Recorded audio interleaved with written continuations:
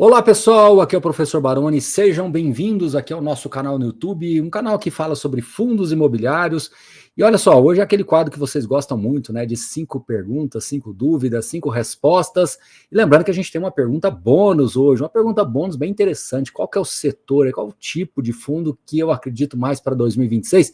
Será que existe um setor? Será que existe um tipo? Fique comigo até o final que a gente vai descobrir. E se você quiser participar dos próximos vídeos, é só mandar sua dúvida lá no @Professor Baroni, lá no Instagram. A gente sempre abre um box de perguntas para que vocês possam mandar suas dúvidas e quem sabe ela vai aparecer aqui no nosso canal.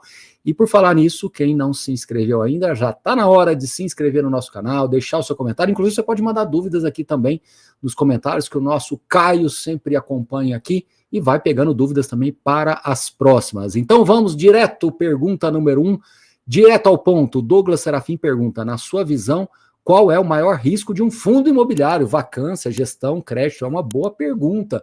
Difícil, inclusive, essa resposta, né? Porque a gente pode considerar diversos fatores de riscos mesmo, né? O fundo imobiliário, ele tem riscos, sim, ele é um produto estruturado que tem riscos, né? Como você mesmo pontuou aí, Douglas, né? Você tem o risco da vacância, você tem o risco da inadimplência, você tem o risco da localização do ativo, você tem o risco do próprio locatário, né, do negócio implícito aquele locatário, aquela atividade. Então tem vários riscos de fato. Mas eu acredito que o principal risco é realmente a gestão, né? E o que eu quero dizer com isso? Porque no final das contas, a gestão é que toma as decisões de investimentos, a inteligência imobiliária embarcada na hora de comprar o imóvel, vender o imóvel, principalmente nos fundos hoje, que tem essa característica de gestão ativa, né? Então você tem que fazer uma gestão comercial muito ativa, você tem que saber comprar bem, tem que saber vender, realizar o ganho ali no momento certo do ciclo. Você tem também a questão da estrutura de capital, que a alavancagem é também um risco, mas no final das contas quem toma essa decisão é o gestor. Então eu diria que sim, a gestão ela é hoje o principal fator de risco e também o principal fator de sucesso de um fundo imobiliário.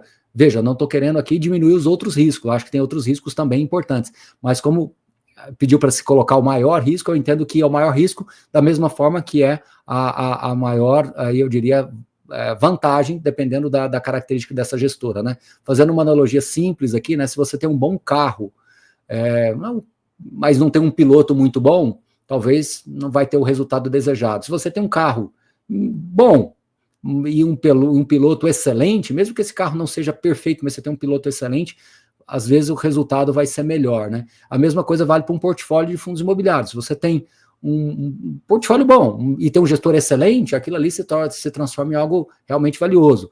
Da mesma forma que se você tiver um portfólio muito bom, mas não tiver um bom piloto, um bom gestor, né, que toma decisões talvez não tão aderentes aí a uma estratégia realmente de longo prazo, pode ser que esse resultado não aconteça, tá bom? Então é isso. Vamos então agora à nossa pergunta número 2, do Arthur Caliento. O gestor se importa com o valor da cota no mercado secundário? Essa pergunta, inclusive, tem uma certa relação com a anterior, né? Aí a gente tem que saber dividir em 2 grandes blocos, né? Os principais fundos, os maiores, aqueles que são presentes no IFIX, esses fundos, normalmente a taxa de gestão, a taxa de administração é com base no valor de mercado do fundo, né? Alguns fundos mais antigos, fundos menores, eles têm ali uma taxa mais ancorada ao valor patrimonial. Então, considerando que nós estamos aqui falando dos fundos mais populares, né, os ditos mais populares, sim, o gestor tem interesse de que a cota no mercado secundário tenha um bom desempenho, porque à medida que a cota no secundário cai, aquele valor de mercado cai, a remuneração do gestor também cai, né? Inclusive, esse é um ponto que alguns investidores não sabem, né? Alguns investidores acham que é simplesmente pelo valor do patrimônio, mas é pelo valor de mercado. Então, se a cotação cai, a remuneração do gestor tende a diminuir, tá certo? Então, isso é muito importante de você também ter em mente desses fundos, como eu disse, ditos mais populares. Agora, é claro que o gestor ele vai sempre tomar decisões pensando mais na sustentabilidade do portfólio, do fundo, né? E muitas das vezes ele decide alguma coisa que num primeiro momento pode parecer positivo e não é, ou o inverso, né? É uma coisa que tem uma leitura de mercado negativa, mas ele está plantando alguma coisa para o médio e longo prazo. O que a gente precisa acreditar é que o mercado secundário, ele sempre vai refletir a percepção de risco dos investidores, né? Claro que às vezes é uma percepção micro e uma percepção macro. Hoje, nós estamos no momento em que o macro está desafiador, nós temos várias incertezas, temos juros aí em patamares elevados, então, no geral, a gente tem os fundos negociando em linha ou até mesmo abaixo dos seus valores patrimoniais, consequentemente um valor de mercado um pouco mais baixo, tá? Em outras circunstâncias, aí claro que o micro vai dizer mais, ou seja, se o fundo realmente for bem gerido, estiver entregando um bom rendimento sustentável, isso reflete sim no preço da cota. Mas resumindo objetivamente, sim, o gestor ele tem interesse num bom desempenho no mercado secundário, porque aquilo ali está atrelado à sua remuneração de alguma maneira, tá bom?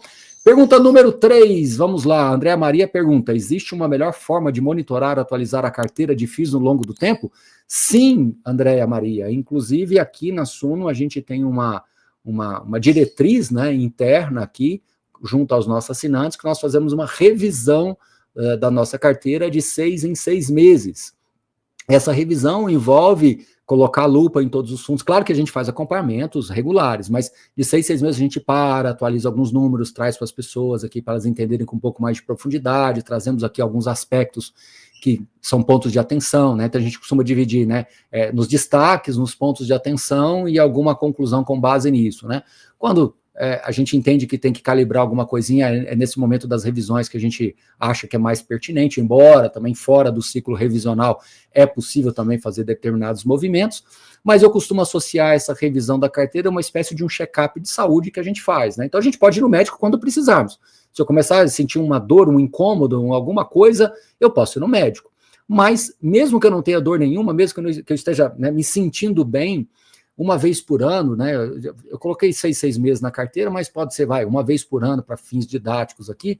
É hora de você parar, fazer um check-up, né? Pedir alguns exames ali de rotina. É a mesma coisa para uma carteira de fundos imobiliários. A gente acredita que essa diretriz ela funciona bem, tem funcionado muito bem aqui para a gente e tem nos trazido assim uma relação muito interessante junto aos nossos assinantes, porque é uma relação de proximidade que a gente construiu com eles dentro desse formato de ciclo revisional de 6 meses, tá bom?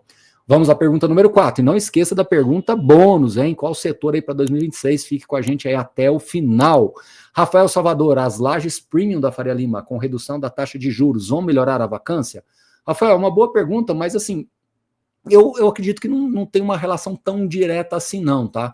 As lajes premium, elas acabam tendo uma questão mais relacionada a realmente a saúde das empresas, mas também a dinâmica do mercado ali de escritórios nessas regiões em que os aluguéis são mais caros. Então, algumas empresas, como são ciclos, né? Algumas empresas foram para a Faria Lima porque os aluguéis estavam mais baratos, ou talvez não tão diferentes assim das regiões secundárias ou terciárias, mas daí, depois de um dado momento, o mercado foi melhorando, a atividade construtiva diminuiu nessas regiões, ou seja, as entregas ficaram menores, as vacâncias foram reduzindo, os aluguéis foram subindo. Então, hoje tem aluguel na Faria Lima que é 300, 350 reais, sendo que se você for um pouquinho mais distante, você vai achar aluguel de 100 reais, 120 reais, né? Um terço, a depender do caso aí, né? E são prédios também muito bons, né? Classificados como AAA, que estão em boas regiões também, mas não ali naquele condado, ali naquele miolinho, né? Então, assim, eu acho que isso que acabou gerando mais vacância. Só que tudo é ciclo. Vai chegar um momento em que talvez os aluguéis não vão subir na mesma intensidade que subiu agora, ainda tem alguns prédios aí com aluguel um pouco mais baixo, né? Mais baixo assim, né? Entre aspas, né? 250, 240, 260 reais. Então, em algum momento, algumas empresas vão sentir a necessidade de voltar a procurar esses espaços, né? Como a gente já tem percebido, inclusive, alguns movimentos. Mas associar isso aos juros talvez não sejam tão interessante assim. Eu acho que é muito mais uma dinâmica micro-região, ali, uma dinâmica daquela micro-região, tá bom? Vamos à nossa quinta pergunta, o Matheus Staffoscher, eu acho que é isso, né? CPTS está deixando de ser focado em CRI? Sim, Matheus, inclusive já não é de hoje, já tem alguns meses que ele vem fazendo essa mudança, salvo engano hoje, 1/3 da carteira do CPTS é CRI, tá? Já teve bem mais, já teve 2/3, até mais um pouco em CRI, mas ele veio fazendo essa mudança. Hoje ele tem uma característica meio hedge fund, né? E tá bastante alocado, mais da metade do portfólio, ali 55%, 56%, está alocado em fundos imobiliários, né? Tem outras classes de ativos também, né? Então você tem fundos imobiliários, você tem CRIs e tem um caixa também relativamente alto ali, né? Que são carregos, né? Que ele caracteriza o carrego como um ativo de crédito rápido, né? De giro rápido, ou caixa puro e simples. Mas, em outras palavras, sim, hoje o fundo CPTS ele é bem menos caracterizado como um fundo de CRI. Ele está mais posicionado em fundos imobiliários. Isso vai ser para sempre? Não necessariamente. A gestão deixou bem claro que comprar alguns fundos imobiliários, fundos de crédito também, descontados, como a gente viu agora nesses últimos meses, principalmente no final do ano passado, estava mais vantajoso do que estruturar um CRI diretamente. Os descontos implícitos de um fundo já sólido ali, né, consolidado, estava mais atrativo, e foi esse movimento que a gestão fez. Daqui a alguns meses, anos, pode ser que isso mude e a lógica original se reestabeleça, o fundo passa a ter mais CRIs do que fundos imobiliários. Então, essa é a questão do CPTS, ele é um fundo que tem essa característica mais dinâmica, e depois de mudanças recentes aí que eles fizeram, isso se tornou ainda mais, eu diria assim, regimental, ou seja, a gestão tem mais mandato ainda para ter essa liberdade de fazer mudanças dentro do seu portfólio, tá bom? Mas vamos então para a nossa pergunta bônus. A pergunta bônus foi feita pelo Renato Souza. Professor, qual setor o senhor projeta um bom 2026? Bom, difícil falar de futuro, mas eu acredito que se nós imaginarmos, olha, veja bem, eu vou fazer uma premissa aqui, premissa, não é uma previsão. Imaginarmos que os juros vão cair em 2026, ou seja, a gente vai ter um movimento de queda de juros em 2026, eu acho que os fundos de tijolos devem ter um bom desempenho aí no ano que vem, tá? Essa é a nossa leitura. Isso não quer dizer que os fundos de papéis também não vão ter bons rendimentos, bom retorno, bom desempenho, mas essa é a minha leitura aqui para 2026, tá? Agora, dentro dessa caixinha de fundos de tijolos, eu ainda continuo acreditando que os fundos de shopping centers estão assim, com bom desempenho, os números estão muito bons, a gente vem acompanhando os relatórios dos principais fundos de shoppings, os números de vendas, né, de operacionais, a vacância bastante estável, inadimplência estável, né, os descontos também, então os números estão muito bons, a estrutura de capital de boa parte deles está bem dimensionada, aqueles que precisam fazer alguns movimentos, esse movimento já tem uma certa delimitação, os rendimentos estão estáveis, alguns desses fundos, a grande maioria, né, tem uma certa quantidade de reservas acumuladas, então poderia entrar 2026 com bons números de fechamento de 25, considerando Black Friday, considerando Natal, e abrindo 2026 já sonhando com uma queda de juros no primeiro trimestre. Então já pensou, terminarmos 2025, começarmos 2026, já se falando de queda de juros, né? De novo, é uma premissa que eu não quero usar a bola de cristal, estou tentando trabalhar aqui com possibilidades, e eu acho que é uma possibilidade razoável considerar que os juros podem começar a cair ali no primeiro trimestre de 26. Então você entra no primeiro trimestre de 26 e com números bons de fechamento de ano de 25, fundo de tijolo, shoppings, pode ser interessante.